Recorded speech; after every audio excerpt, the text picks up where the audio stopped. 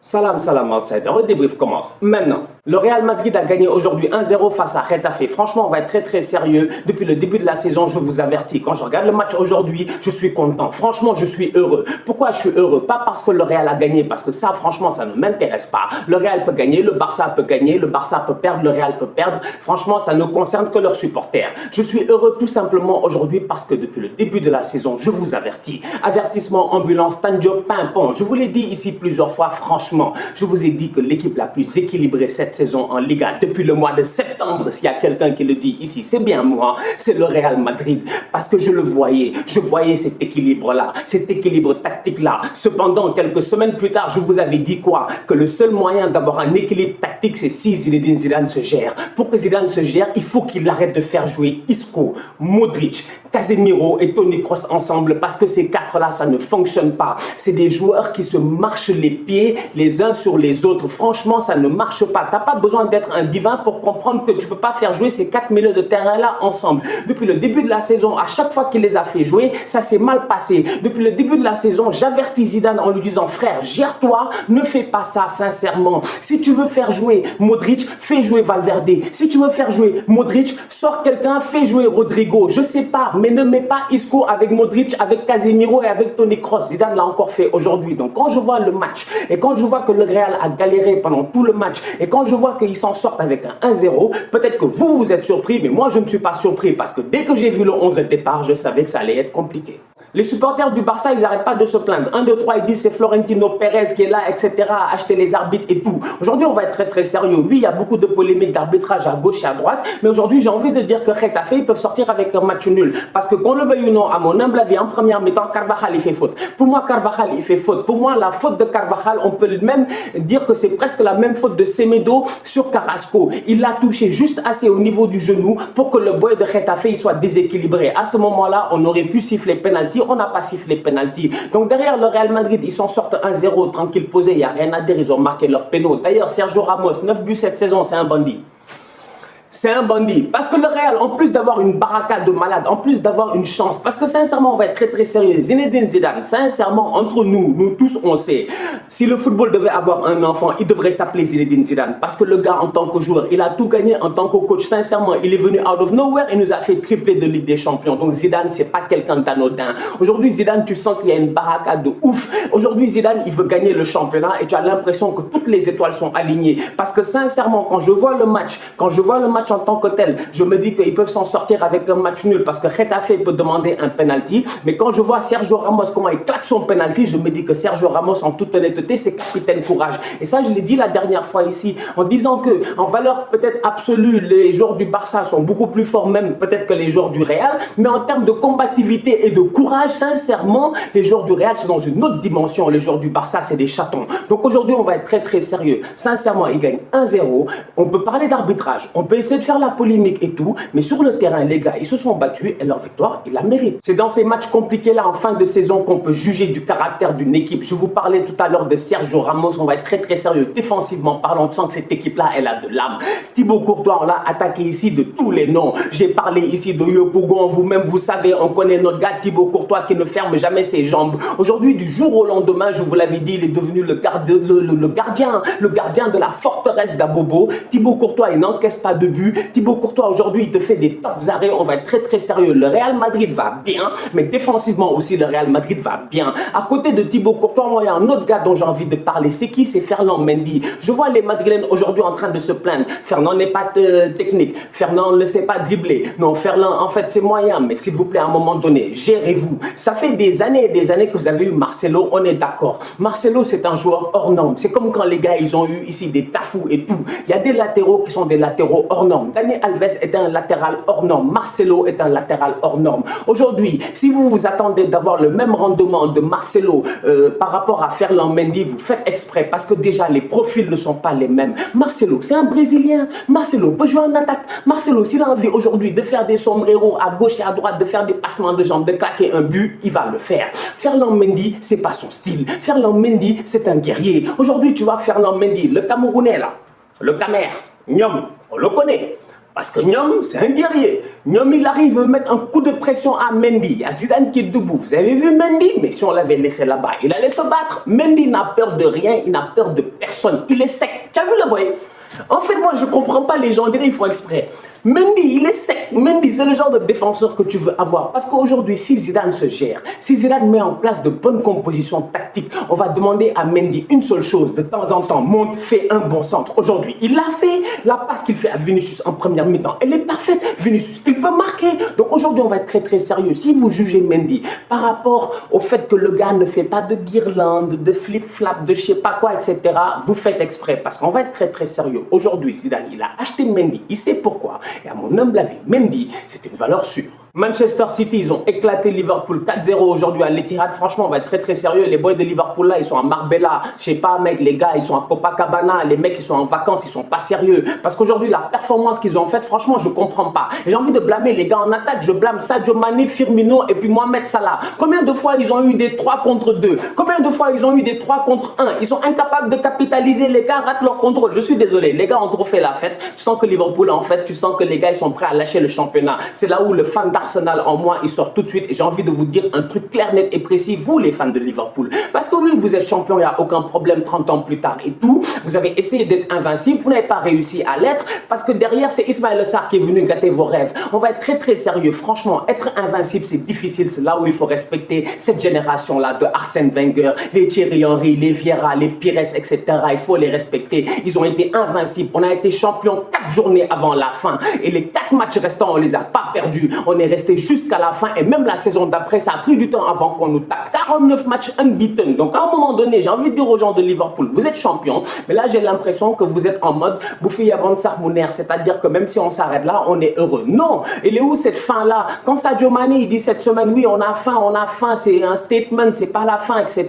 Et ils arrivent et qu'ils nous montrent qu'ils n'ont pas faim et que c'est la fin. Je me perds entre les fins. Enfin. Donc franchement, gérez-vous. Je dis bien Liverpool, gérez-vous. La performance que vous avez donnée aujourd'hui face à Manchester City, franchement, c'est honteux. On ne veut plus jamais revoir ça. Kevin De Bruyne, il a été sensationnel aujourd'hui. Et franchement, à partir d'aujourd'hui, je milite. Autant j'ai milité ici Sadio Mané, Ballon d'Or, autant je milite Kevin De Bruyne, sincèrement, Player of the Year. Parce que ce qu'il est en train de donner en ce moment, c'est magnifique. Le boy, côté but, il est là. Côté passe décisive, il est là. Il n'y a rien à dire. Il a mis plus de 10 buts, plus de 10 passes décisives. Au basket, on appelle ça un double-double. Si on avait d'autres statistiques, le boy aurait fait un triple-double. Donc à un moment donné, sincèrement, Kevin De Bruyne, il faut le respecter par rapport à son talent. Le boy, il est trop fort. Il a une vision de jeu extraordinaire. Le gars, je vous l'ai dit ici plusieurs fois, ses passes et son imaginaire. Tu as l'impression que c'est l'Équateur. Et je vous l'avais dit, je ne parle pas du pays, mais de la ligne imaginaire qui entoure la terre. Franchement, ce parallèle-là, voilà les passes de Kevin De Bruyne. Franchement, c'est pas des perpendiculaires, frère, c'est des parallèles, c'est des lignes imaginaires, on les voit pas. Les défenseurs, ils sont perdus, ils ont l'impression que le ballon, c'est Casper. Donc aujourd'hui, sincèrement, quand je vois le football de Kevin De Bruyne, quand je vois ce qu'il est en train de donner, je me dis, Manchester City n'a pas été champion, c'est pas de sa faute, sincèrement. Il peut pas gérer les Otamendi et les Benjamin Mendy, c'est pas son problème. Lui, offensivement, ce qu'il devait faire, il l'a fait. Encore une fois, aujourd'hui, il nous sort une top performance et sincèrement, je le répète encore une fois, cette saison, malgré le fait que Salah, Mané, ils ont été énormes, Henderson, il a été énorme et tout, je pense qu'en toute honnêteté, le joueur de l'année devrait être Kevin De Bruyne. Félicitations à Sterling, franchement, pour la première fois, ça fait, depuis qu'il a quitté Liverpool, il n'avait jamais marqué contre Liverpool. Pour la première fois, ça a pris 8 matchs. 8 matchs avant qu'il claque un but face à Liverpool. Aujourd'hui, il a été énorme offensivement, il crée un penalty, il claque un but, il claque même un doublé parce que derrière, on a donné ça à Oxlade-Chamberlain. Il n'y a rien à dire, c'était même pas un CSC à mon humble avis, je pensais même que le ballon était cadré. Mais en tout cas, aujourd'hui, il y a une chose à dire, c'est que Sterling, sincèrement, il a eu de la valeur dans son football. Sincèrement, aujourd'hui, il n'a pas été en mode Sterling, il a été en mode dollar américain, frère. Et Tottenham s'est fait taper 3-1 par Sheffield. Franchement, on va être très très sérieux, je ne connais pas le plan de Tottenham. Je ne sais pas ce qu'ils essaient de faire, franchement, les gars de Tottenham. Parce que je vois José Mourinho, je me dis c'est compliqué. José, c'est un truculent. Nous, on l'aime bien faire des blagues avec José, etc. Voilà, quand il se fâche, nous, on aime bien et tout. Mais après, sur le terrain, on aimerait voir quelque chose. Aujourd'hui, les boys de Tottenham, je suis désolé de le dire, ils sont nuls. En fait, Tottenham, ils sont nuls. Et ça, il faut le leur dire. Ce club-là, les boys là, ils sont nuls. L'année passée, ils ont échappé. Ils sont allés en finale de Ligue des Champions. Nous-mêmes, on n'a pas compris. Ils ont une baraka de ouf. Ils ont éliminé l'Ajax. Mais quand tu vois cette défense-là aujourd'hui face à Sheffield, il y a de quoi être désespéré. Les gars sont en train de faire des mannequin challenge pour que Lys Mousset soit là pour claquer ses buts. D'ailleurs, shout out à lui. Top performance cette saison. Sincèrement, petit à petit, il s'est imposé. Il venait de Bournemouth, c'était pas facile. Il est arrivé à Sheffield, il s'est imposé. Aujourd'hui, on va être très très sérieux, sincèrement. Quand je vois les buts que Tottenham a encaissés, je suis traumatisé. Serge Aurier, je l'ai dit ici plusieurs fois. Les mecs, quand il faut faire les musclés, montrer leur tablette de chocolat, c'est les premiers. Mais à un moment donné, il faut que les gens comprennent que le football, c'est pas juste du physique. À un moment donné, il y a aussi un peu de QI. Il faut réfléchir, il faut savoir se placer. Je vois la défense de Tottenham, je suis choqué. Je me dis, Sissoko, tout le match est là à courir, il fait des efforts et tout. D'ailleurs, il est incapable de venir sur le but pour essayer de colmater, pour essayer de couvrir. Serge Aurier, il s'est fait bouffer. Davinson Sanchez, j'en parle même pas. Il était en Colombie à Bogota. Donc aujourd'hui, on va être très très sérieux. Franchement, les supporters de Tottenham, s'ils sont honnêtes avec eux-mêmes, il faut qu'ils soient sérieux. Parce que je suis désolé, José Mourinho, je ne sais pas c'est quoi le plan. Aujourd'hui, on parle de plan. On parle de Barça, on parle de plan. On se dit, c'est quoi le plan dans le futur? Que veulent faire ces clubs-là? Où est-ce qu'ils veulent aller, etc. C'est quoi leur ambition? Je suis désolé, aujourd'hui, Tottenham, quand je vois ce qu'ils proposent, je me rends compte qu'ils n'ont aucune ambition.